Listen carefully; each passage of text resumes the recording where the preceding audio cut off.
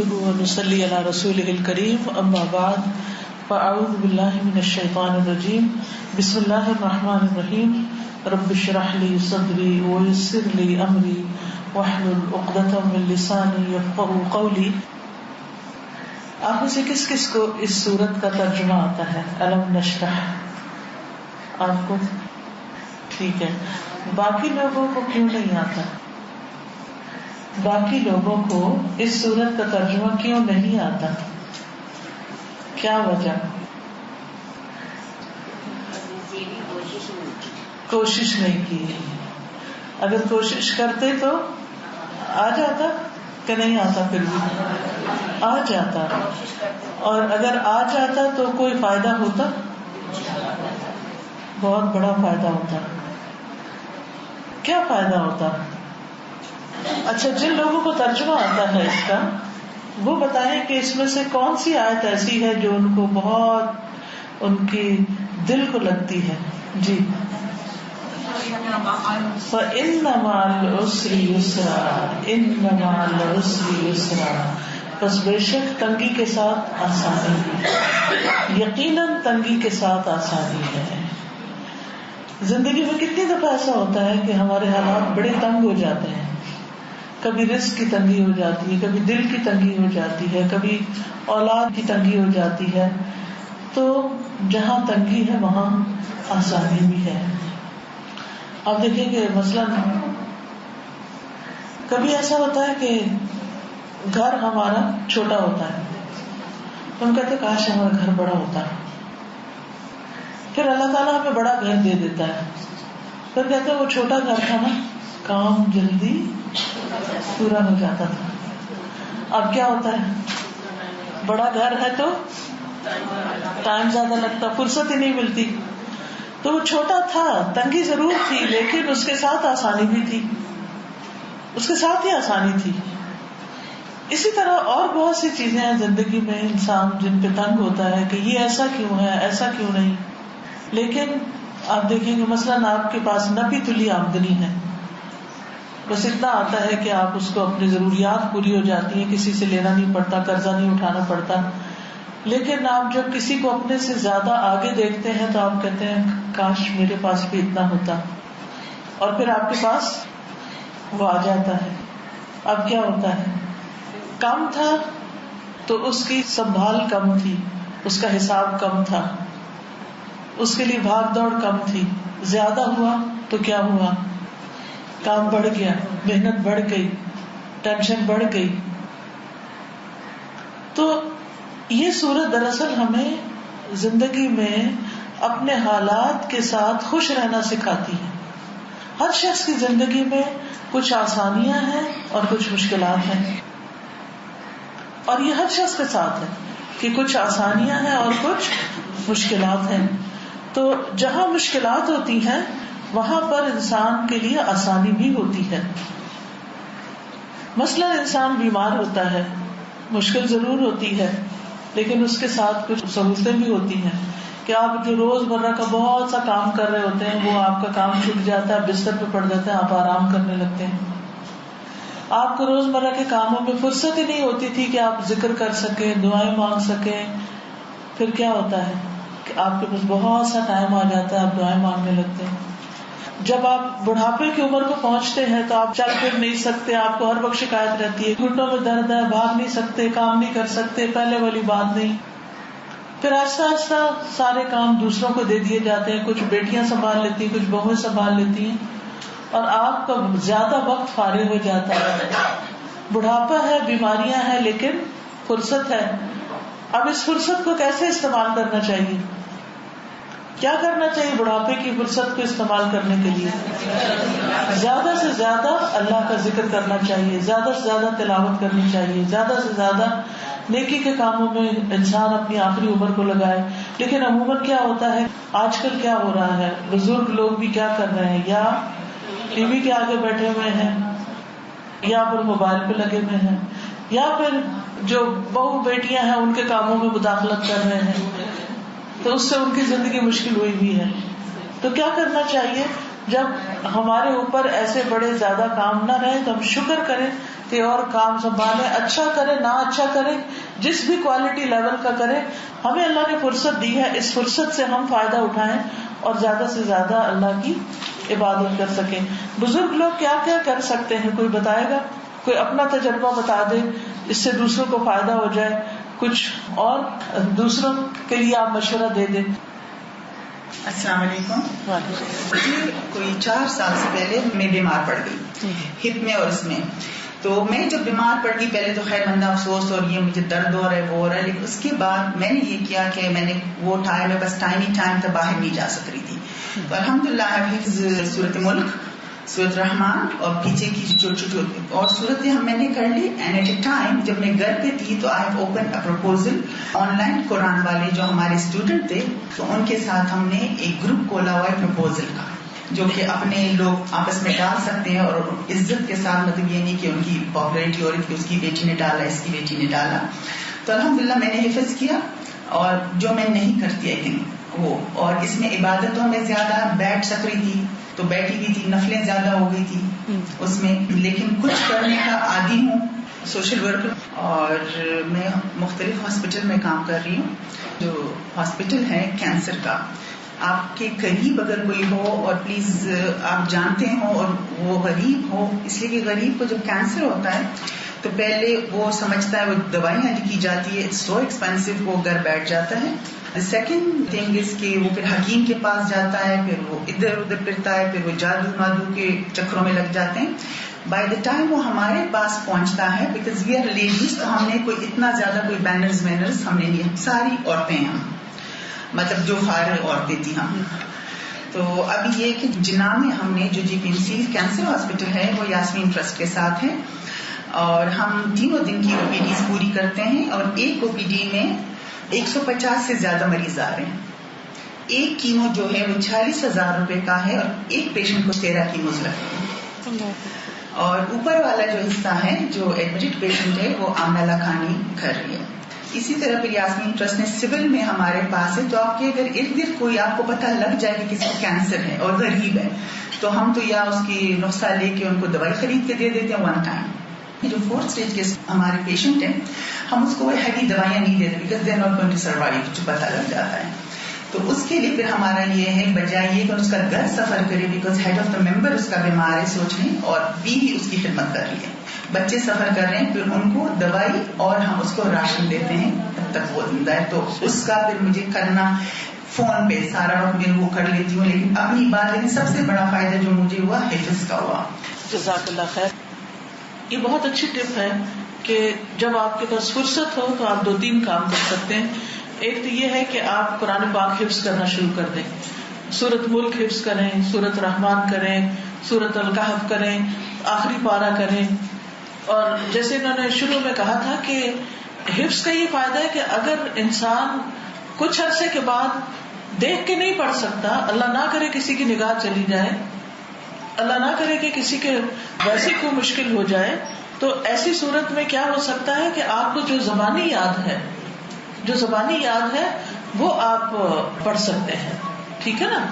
اور اسی طرح یہ ہے کہ اگر آپ فون پر جیسے لوگوں کی مدد کرتے ہیں, لوگوں کو کسی کام کے اوپر کوئی اچھا مشورہ دے سکتے ہیں.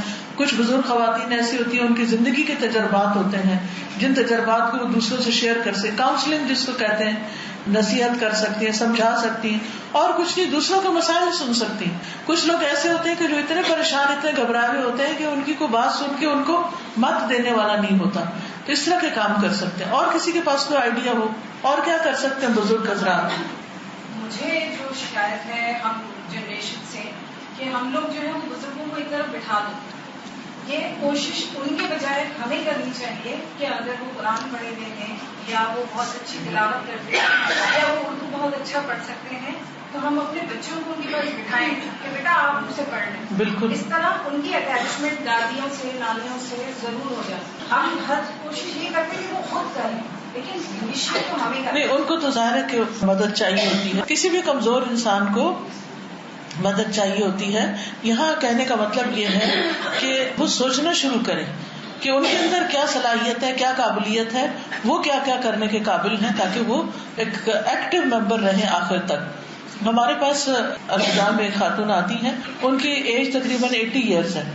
انہوں نے گورنمنٹ جابس کیا اور اسی طرح کے کام کیے, اور وہ ماشاءاللہ ابھی تک ذہنی طور پر الرٹ ہیں. ان کو یہاں آ کے اور لوگوں کی سپورٹ ملتی ہے اور وہ خود یعنی کہ مدد کرتی ہیں. السلام علیکم. الہدا اسلام آباد میں ایک کافی بزرگ عمر کی خاتون آیا کرتی تھی, اللہ تعالیٰ ان کی مغفرت کرے. قمر آپا ان کا نام تھا, اور وہ آخری ایج میں 70+ جب ہو گئی تو ان کو کینسر ہو گیا. وہ الہدا آتی رہیں اور وہ ہر وقت کہتی تھی کہ کوئی بھی کام مجھ کو دے دیں. ان کا گھر ذرا قریب تھا, گرمی سردی وہ واک کر کے آتی تھی, مور دین 15 منٹس کی واک تھی, اور پھر وہ آ کے لوگوں کی کاؤنسلنگ کرتی, حتیٰ کہ رشتے کرانے میں بھی ہیلپ کرتی تھی. بالکل وہ الرٹ رہیں, اور ان کا کینسر نیچرلی انہوں نے ٹریٹ نہیں کروایا. بس وہ کہتی تھی میں اپنے پہ کام کر رہی ہوں, ایک دفعہ ہاسپٹلائز ہوئی تھی, لیکن وہ کہتی تھی مجھے پتا ہے میں یہ ٹریٹمنٹ لے نہیں سکوں گی. مین ٹائم پہ آلموسٹ ریچ 80, اور 80 کے قریب تھے. فائنلی ہم کو ان کے گھر والے کراچی میں تھے اور بچے کراچی رہے تھے, یہیں ان کا انتقال ہو. لیکن وہ جب تک آتی نہیں بالکل الرٹ, بہت پیار کرنے والی, ہر ایک کا مسئلہ سننا, ہمت بندھانا, اور بہت اچھے پازیٹیو مشورے دیتی. بالکل. جی آپ پیچھے سے وہ کچھ کہنا چاہتے ہیں؟ وعلیکم السلام. جی میں نے دیکھا کہ جو لڑکے بات دی ہے ان کو کلمہ تک نہیں آتا. لڑکی آتی ہے نہانے پاکی کیا ہوتی ہے, پڑھانا شروع کیا. ان میں سے 2 بچے جو تھے وہ اتنے ماشاء اللہ اچھے تھے کہ جب میں اپنا کچھ کر رہی تھی تو پھر میں ان کے ساتھ آئی. لڑکی جو تھی میں نے اس کو BA کروایا وتھ قرآن, تمام اسٹیچنگ اس کو بڑے سکھایا. اور لڑکے جو تھا دونوں بہن بھائی گھروں سے آئے تھے, اس کو میں نے تمکین کرایا. وہ بچہ آج کل اسٹینڈرڈ چارٹرڈ بینک میں جاؤ. کتنا صدقہ جاری ہے. اور دوسرا یہ ہے کہ کوشش کرتی ہوں کہ بچی کی شادیاں والیاں. جزاک اللہ خیر. انہوں نے جو بات کی وہاں سے ایک بات اور ساتھ شامل کرنا چاہوں گی کہ سرونٹس تو ایک طرف, اگر آپ سروے کریں تو ہمارے اپنے گھروں کے بچوں کو آیت الکرسی تک نہیں آتی, صبح شام کی دعائیں نہیں آتی جو ان کی حفاظت کے لیے پڑھنے کے لیے بڑی ضروری ہے. تو اپنے ہی آس پاس, اپنے ہی دائیں بائیں, خود اپنے خاندان میں اپنے پوتا پوتی, اپنے بچے, سرونٹس کے بچے, ان سب کو اگر آپ یہ علم بھی دے جائیں تو جب تک وہ دنیا میں رہیں گے ان چیزوں کو پڑھیں گے, آپ کے لیے صدقہ جاریہ بنے گا. آپ ان سے اور کچھ نہیں, ان سے سننا شروع کر دیں. آپ ان سے سنیں کہ بچے مجھے آیت الکرسی سناؤ, مجھے قل هو اللہ سناؤ, دعائے قنوت سناؤ. اور کھیل کھیل میں بھی اگر آپ تھوڑی دیر بٹھا کے ان کو سکھائیں گے تو بہت کچھ سیکھ جائیں گے. ماشاءاللہ ہمارے بزرگ تو ہمارا سرمایہ ہے اور بڑے تجربات سے گزر کے جاتے ہیں. ساری زندگی کا نچوڑ انہوں نے دیکھا ہوتا ہے, ہمیں ان کے تجربات سے فائدہ اٹھانا چاہیے. تو آج کی اس محفل میں آپ نے اتنا امپورٹنٹ کوشچن ریز کیا, تو میرا ایک مشورہ یہ تھا کہ کیوں نہ ایک دفعہ ہم سارے گھروں کے بزرگوں کو انوائٹ کریں. ان کو گائیڈنس کی میرے پاس ضرورت ہے. بالکل, ان کو پراپرلی گائیڈ کیا جائے. اور ہر شخص میں اللہ تعالیٰ نے کوئی نہ کوئی خوبی رکھی ہے, ہر شخص میں کوئی نہ کوئی صلاحیت رکھی ہے, لیکن اب ان کی صلاحیتوں کو اجاگر وہ خود بھی کنفیوز ہے, کیونکہ معاشرے کا حال یہ ہے کہ بزرگوں کو ہم ایک طرف ڈال دیتے ہیں. ہر شخص کا مطلب ایون میں ڈاکٹر ہوں لیکن میں کیونکہ ریٹائر ہو گئی ہوں, اور میرے بیٹے کا اور بہوؤں کا کہ میں اب پوتا پوتی کی پرورش کروں, سب کام چھوڑ دوں. حالانکہ میں خود بھی سوچ رہا کروں. بہت اچھا مشورہ ہے. انشاءاللہ الہدا میں ہم انشاءاللہ بلائیں گے, بلکہ کینیڈا میں ہم نے پچھلے 3-4 مہینوں سے یہ شروع کیا تھا, ہم اور ہمارے والدین کے نام سے ایک پروگرام. ہم اور ہمارے والدین, وہاں بھی یہی حالات ہے کہ بچے جو ہیں سب کام پہ نکل جاتے ہیں, بوڑھے ماں باپ سردیوں کے دنوں میں سارا دن گھروں میں بالکل قید ہو کے بیٹھے ہوئے ہیں. تو پھر ہم نے ان کا ونس اے ویک رکھا کہ جس میں بچے بھی آئیں, پیرنٹس بھی آئیں, اور مل کے پھر ڈسکشنز کریں اور ان کے تجربات سے فائدہ اٹھایا جائے. اس میں آپ جیسے ڈاکٹرز ان کو ہیلتھ کے حساب سے کچھ ٹپس دے سکتے ہیں, ایکسرسائزز بتا سکتے ہیں, اولڈ ایج کی ایکسرسائزز کیا ہیں, فوڈ اینڈ ڈائٹ اور ان چیزوں سے متعلق, اور پھر جو ڈپریشن ہونے لگتا ہے تنہائی کی وجہ سے, اس سے کیسے کوپ کریں, ذکر اذکار سکھا سکتے ہیں. بہت ساری ایکٹیویٹیز ہو سکتی ہیں, اور بزرگوں کے ساتھ تو برکت ہے. حدیث میں آتا ہے البرکۃ مع اکابرکم. اللہ وبرکاتہ. وعلیکم السلام. اتنا یہ خوبصورت انٹرسٹنگ ٹاپک سنا نا والدین کا, اچانک مجھے یہ خیال آیا کہ ہمارے پیرنٹس ہمارے ساتھ اتنی محنت کرتے ہیں, مطلب انہوں نے ہمیں علم دیا, وہ علم دیا تو آج ہم یہاں بیٹھے کہ ہم سیکھنے کے قابل ہوئے. لیکن جس طرح ہم نے تجوید ہم نے پڑھا اور قرآن کی تفسیر بھی پڑھی, تو جسٹ اس مومنٹ پر اس وقت مجھے یہ احساس ہوا کہ بہت سے والدین صحیح قرآن جس طرح سے تجوید کے ساتھ نہیں پڑھتے نا, کہ انہوں نے پڑھا ہی نہیں تھا جیسے ہم نے بھی نہیں پڑھا تھا. تو یہ اتنی اچھا مجھے خیال ہے کہ کیوں نہ اپنے والدین کے ساتھ تھوڑا ٹائم لگائیں اور انہیں مخارج کے ساتھ اچھا قرآن پڑھنا سکھائیں, تاکہ وہ ان کی آخرت میں جیسے ہم ان کے لیے صدقے جاریہ بنتے ہیں نا, اچھا پڑھتے ہیں, تو سب سے زیادہ حق تو ہمارے والدین کا ہے کہ ہم ان کو ٹائم دیں تھوڑا سا, کسی آیت کو ہم تھوڑا سا ایکسپلین بھی کرتے ہیں, تو ہمارے لیے بھی بڑا اچھا ٹائم ہو جائے گا, ان کا بھی بہت اچھی تجویز ہے. یہ بھی اس میں آپ دیکھیے کہ جن والدین کو آتا ہے وہ بچوں کو سکھائیں, جن بچوں کو آتا ہے وہ والدین کو سکھائیں. اس اعتبار سے میں دیکھتی ہوں کہ عرب ممالک میں مساجد کے ساتھ ہی لیڈیز سیکشن ہوتا ہے مساجد کے اندر, اور ان مساجد میں جو لیڈیز سیکشن ہوتا ہے وہاں پر دن کو کلاسز ہوتی ہیں اسی مسجد کے اندر ہی. اور اس میں نے بہت یہ ٹرینڈ دیکھا ہے کہ بڑی بڑی بزرگ عمر کی خواتین قرآن حفظ کر رہی ہوتی ہیں, 10 سال 12 سال ان کے اسی میں گزرتے ہیں, اور پھر بار بار وہ اس کی دہرائی وغیرہ بھی کرتی رہتی ہیں, اور وہاں جا کے ان کو کمپنی میں مل جاتی ہے, کبھی چائے کا کپ بھی پی لیا, کبھی آپس میں حال بھی ایک دوسرے سے لیتے لیا, اور ساتھ قرآن. اور قرآن تو اتنی بابرکت کتاب ہے کہ جس کے ہوتے ہوئے دل میں ایسی روشنی ہوتی ہے کہ انسان کا پھر ڈپریشن بھاگ ہی جاتا ہے.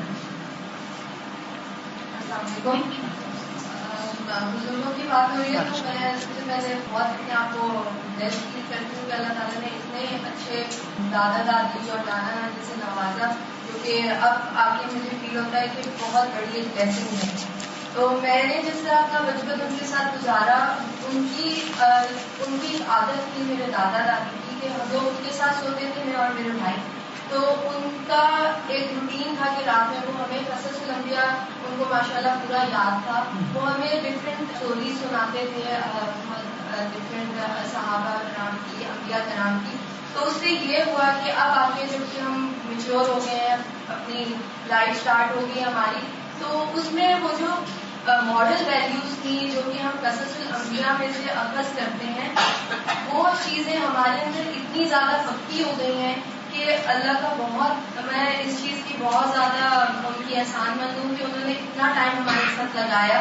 اور میرے والدین کا بھی بہت اس چیز میں عمل دخل ہے کہ انہوں نے اتنا ہمیں اٹیچ کیا اپنے گرینڈ پیرنٹس کے ساتھ کہ ان کے ساتھ گزارا ہوا ٹائم اب ہمیں جو ہے ایک بہت بڑا سرمایہ لگتا ہے. جبکہ جب ہمیں اس موڈ پہ فیل ہوتا ہے کہ ہمیں بہت زیادہ اچھی تربیت نصیب ہوئی ان کے ساتھ رہ کر. تو میں یہ کہتی ہوں کہ جو بھی گرینڈ پیرنٹس ہیں, دادا دادی ہیں, نانا نانی ہیں, وہ اپنے بچوں کو اس طرح کی مارل اسٹوریز سنائیں, نہ کہ بچے جس طرح آج کل کارٹونز میں بزی ہیں, آئی پیڈ لیپ ٹاپس میں بزی ہیں. اس سے اچھا یہ ہے کہ آپ ان کو قصص الانبیاء میں سے سکھائیں. اور جبکہ اب ہم بھی قرآن پڑھ رہے ہیں تو وہ جو ہم اسٹوریز ہمارے سامنے قرآن میں آتی ہیں تو وہ یقیناً میرے دماغ میں مجھے نقشہ آ جاتا ہے جو میرے دادا دادی مجھے سنایا کرتے. بالکل صحیح. جی, علم نشرح جو ہے, میں نے سوال کیا تھا کہ اس کا ترجمہ کیوں نہیں آتا, تو آپ نے کہا تھا کوشش نہیں کی. تو کیا اب آپ کوشش کریں گے؟ کیونکہ اتنی خوبصورت یہ صورت ہے. میں تو اس کو سورۃ الضحیٰ کو پڑھتی ہوں تو بعض اوقات میں رو پڑتی ہوں کہ اللہ سبحانہ وتعالیٰ جیسے تسلی دے رہے, غم اور دکھ کے وقت اگر آپ اس کو پڑھیں تو آپ دیکھیں اس وقت انسان کو عجب طرح سے تسلی ملتی ہے, ایک سکون ملتا ہے. اور اس میں بھی آپ دیکھیے آخر میں اللہ تعالیٰ فرماتے ہیں فَإِذَا فَرَغْتَ فَانْصَبْ وَإِلَىٰ رَبِّكَ فَارْغَب, کہ جب تم فارغ ہو جاؤ تو اپنے آپ کو تھکاؤ اور اپنے رب کی طرف رغبت کرو. یعنی زندگی سے بھی فراغت ہوتی ہے بڑھاپے میں, اور پھر ویسے بھی کاموں کے بعد انسان جب دنیا کے کاموں سے تھک جائے تو پھر رب کی طرف رغبت کرے. جی, وعلیکم السلام. جی, میں چاہتی ہوں کہ ہم لوگ جھوٹ نہ بولیں. ہم لوگ بہت اچھے مسلمان, مطلب ویسے ظاہر ہے جہاں چھوٹی سی بات ہوتی ہے تو ہم لوگ اس طرح کرتے ہیں. میں چاہتی ہوں کچھ ایسا کریں, ایسی کوئی دعا مانگیں کہ ہمارے اندر سے ایک جھوٹ کی عادت ختم ہو جائے. آمین. نفاق، منافقت، یعنی جو جھوٹ بولتا ہے وہ ایک طرح سے یعنی منافق ہے شخص. دوسرا میں دیکھتی ہوں کہ ہم یہ دعا کرتے ہیں اللہ تعالیٰ ہم کی توفیق دے کے ہم لوگ اپنے پسند کرتے ہیں وہی دوسروں کے لیے کریں، کیونکہ ہم لوگ ایسے نہیں کرتے. اب دیکھیں اپنی بیٹی کے لیے کچھ اور پسند کرتے ہیں لیکن بہو کے لیے وہ نہیں پسند کرتے، وہ بھی تو کسی کی بیٹی ہے نا. کہ جیسے ہم کہہ رہے ہیں لڑکی والے 30 ایئرس کی ہو جاتی ہے بچی کو اس کو مطلب نہیں مائیں دیتی، لیکن میرے ایسے بھی پیرنٹس کو جانتی ہوں جن کے بیٹے 36 37 کے ہو گئے ہیں، شادیاں نہیں کر رہی، 4 5 بیٹے ہی ہم دیکھ رہے ہیں، شادیاں نہیں کر رہی. بولتے ہیں کہ ریسنٹلی جو مجھے بات بولی تھی کہ نہیں وہ میرا بیٹا کہہ رہے کہ میں اس طرح ینگ لڑکی سے شادی کروں گا کہ وہ پھر میں 2-3 سال اس کے ساتھ دیکھوں گا پھر اس کے بعد میں کام کرنا ہے. تو میں نے اس کو کہا میں نے کہا سنو کہ یہی رہنا یہی زندگی ہے تو چلے جانا یار، اتنے دن کی زندگی آخرت کی زندگی کو دیکھو. اگر کسی کی بیٹی میں 19 سے کمی ہوگی تو اس کو ٹالریٹ کر لینا تو کیا ہو گیا، دل بڑے کرو اپنے. اس بچے کی کوئی کمی ہوگی کرنے کا پڑتے 60 70 80 سال کی زندگی اور اس کے لیے اتنی تعریف. بالکل، اصل میں آخرت پر ایمان ہی بہت سے مسائل کا حل ہے. ہم ہر چیز دنیا کے نقطہ نظر سے دیکھتے ہیں. دیکھیں نا، ایک ہوتی ہے دور کی نظر اور ایک ہوتی ہے قریب کی نظر. جو قریب کی نظر جس کی خراب ہوتی ہے تو وہ مختلف اینک لگاتا ہے نا، اور جب وہ لگاتا ہے تو اس کو کیا نظر آتا ہے، جو قریب کے لفظ لکھے ہوتے ہیں. لیکن اگر اسی اینک سے وہ دور دیکھے تو پھر کیا ہوتا ہے، نظر نہیں آتا. تو کچھ لوگوں نے قریب کی اینک بس لگائی ہوئی ہے اور اس وجہ سے ان کو آخرت نظر نہیں آتی. اگر وہ دور کی لگائیں گے، فار سائٹڈ ہوں گے، آگے کی سوچیں گے تو پھر انہیں پتا چلے گا کہ ہمیں کیا کچھ کرنا اور وہاں کس کس چیز کی ضرورت ہے. اب دیکھیے کہ ہم عام طور پر رزق سمجھتے ہیں مال کو، اولاد کو، بیوی کو، گھر اچھا، کار، بینک بیلنس، اس کو ہم رزق کہتے ہیں اور ان چیزوں کے حاصل کرنے میں زندگی کا ایک بڑا حصہ کھپا دیتے ہیں. دوسری طرف آخرت کے لیے بھی ایک رزق ہے اور آخرت کی بھی ایک زندگی ہے. دنیا کی زندگی بسر کرنے کے لیے یہ مال اولاد چاہیے، لیکن آخرت کی زندگی جو ہمیشہ کی زندگی ہے اس کے لیے مال اولاد نہیں کام آئیں گے. وہاں نماز، روزہ، حج، زکوٰۃ، قرآن، دوسروں کی خدمت، زکوٰۃ، صدقہ خیرات، یہ چیزیں کام آئیں گی. اب آپ دیکھیں یہ زندگی جو چھوٹی زندگی ہے اس کے لیے ہم کتنی کوشش کر رہے ہیں، اور وہ زندگی جو ہمیشہ کی زندگی ہے اس کے لیے ہم کیا رزق کما رہے ہیں، دن کا کتنا حصہ. دونوں پلڑے پہ رکھ کے دیکھیں کہ جہاں کی ضرورت زیادہ ہے وہاں کے لیے کام ہمارا کام ہے، اور جہاں کی ضرورت کم ہے وہاں کے لیے ہم نے ایکسٹرا جمع کر رکھا ہے اور نہیں پتا کس وقت چلے جانا ہے. لمبی لمبی امیدیں ہوتی ہیں لیکن زندگی کسی وقت بھی ساتھ چھوڑ سکتی ہے. تو قرآن مجید میں آتا ہے وَلْتَنظُرْ نَفْسٌ مَا قَدَّمَتْ لِغَدٍ، ہر شخص کو یہ دیکھنا چاہیے کہ اس نے کل کے لیے کیا کر رکھا ہے. السلام علیکم. وعلیکم السلام. میں آپ سے عرض کرتی ہوں کہ میرا پوتا 20 سال کا ونکوور پڑھنے گیا تو ایکسیڈنٹ ہوا تھا. ایکسیڈنٹ سے پچھلے مہینے کی 15 کو اس کی ڈیتھ ہو گئی. پھر ادھر لائے تو بہو بیٹا بڑے پریشان، بڑی پریشانی میں بہت. 20 سال کا تھا کہ 7 مہینے ہو گئے. تو آپ کوئی ایسی چیز بتائیں کہ جو وہ پڑھے. ویسے پڑھتے تو بہت ایسا بھی پڑھتے ہیں، سارے گھر والے بھی، سارے رشتے دار بھی، سب قرآن ہر چیز پڑھی جاتی ہے. تو آپ کوئی مبارک ہوئے آپ کوئی بتائیں تو ایسی چیز بتائیں جو 2-3 صبر آئے بچاروں کو صبر آئے. ٹھیک ہے، ایک کتاب ہے یا کنستین، بعد میں ان کو کتاب دے کے ذرا اس پر نشان لگا دے. اس میں رنج و غم کی دعائیں ہیں، وہ رنج و غم کے ازالے کے لیے پڑھیں. نمبر 2 ان کی بخشش کے لیے بھی دعائیں ہیں جو بچے کے لیے پڑھی جائیں. تو یہ 2 چیزیں آپ ضرور لازم کر لیں. یا کنستین کتاب کا نام ہے، اس میں یہ دعائیں لکھی ہوئی ہیں. اس میں سے انشاءاللہ تعالیٰ آپ کو بتائیں گے تو آپ پڑھیں گے. اللہ تعالیٰ بچے کی بخشش فرمائے اور والدین کو اس صدمے کا اجر عطا کرے اور ان کو صبر جمیل عطا فرمائے. سبحان اللہ والحمد للہ ولا الہ الا اللہ واللہ اکبر ولا حول ولا قوة الا باللہ العلی العظیم. اللہم صلی علی محمد وعلی آل محمد كما صلیت علی ابراہیم وعلى آل إبراهيم إنك حميد مجيد. اللهم بارك على محمد وعلى آل محمد كما باركت على إبراهيم وعلى آل إبراهيم إنك حميد مجيد.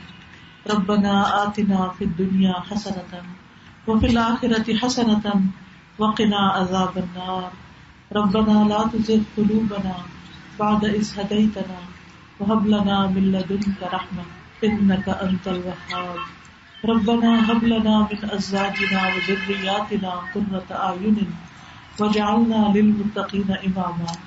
یا رب العالمین تو ہم سب پر اپنی رحمت نازل فرما. یا اللہ تو ہم سب کے غموں اور دکھوں اور تکلیفوں کو دور کر دے. اللہ تو ہم سب کو اچھا اخلاق عطا فرما. یا اللہ ہمارے دلوں کو صاف کر دے, ہمیں اچھی زبان دے, اچھے خیالات دے. یا اللہ ہمارے گھروں کے اندر محبتیں پیدا کر دے. یا اللہ ہمیں اپنی محبت عطا کر, اپنے رسول محمد صلی اللہ علیہ وسلم کی محبت عطا کر, ایمان والوں کی محبت عطا کر. اللہم ارزقنا حبک وحب من یحبک وحب عمل یقربنا الی حبک. یا رب العالمین تو ہمیں بد اخلاقی سے بچا.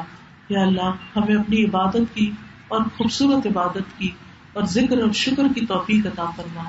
یا اللہ ہمارے گھروں میں سکون پیدا کر دے, ہمارے بچوں کو ہماری آنکھوں کی ٹھنڈک بنا دے.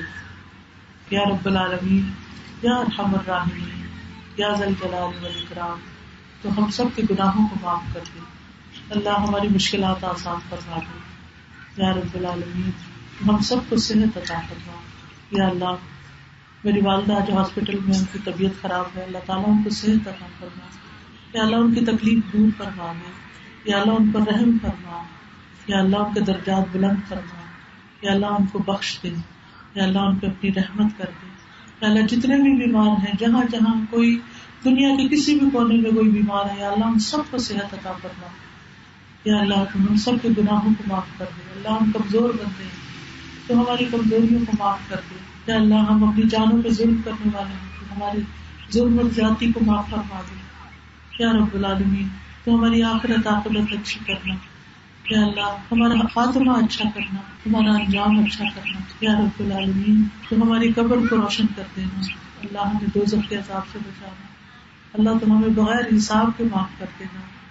یا رب العالمین تم ہمیں اپنی رحمت سے نواز. ربنا تقبل منا انک انت السمیع العلیم. یا اللہ اس جگہ پر خیر و برکت نازل کر دے, ان کے درمیان بہترین محبتیں پیدا کر دے. یا اللہ باہم تعلقات درست فرما دے. یا اللہ دن دگنی اور رات چگنی ترقی عطا فرما. تو بہترین رہنمائی فرما, یہاں سے بہترین نسل فرمان چڑھیں. یا اللہ بہترین مسلمان, بہترین پاکستانی, یا اللہ امت کے لیے بہترین سرمایہ ہو. یا اللہ ان کوششوں اور محنتوں اور نیتوں کو قبول فرما. یا اللہ جتنی بہنیں یہاں آئی ہیں ان کا آنا قبول فرما. ان سب کے دلوں میں جو دعائیں اور نیک تمنائیں ہیں ان کو پورا فرما. ربنا تقبل منا انک انت السمیع العلیم وتب علینا انک انت التواب الرحیم. وصلی اللہ تعالی علی خیر خلقہ محمد وعلی آلہ واصحابہ واہل بیتہ اجمعین برحمتک یا ارحم الراحمین. الہی آمین. سبحانک اللہم وبحمدک اشہد ان لا الہ الا انت استغفرک واتوب الیک. السلام علیکم ورحمۃ اللہ وبرکاتہ.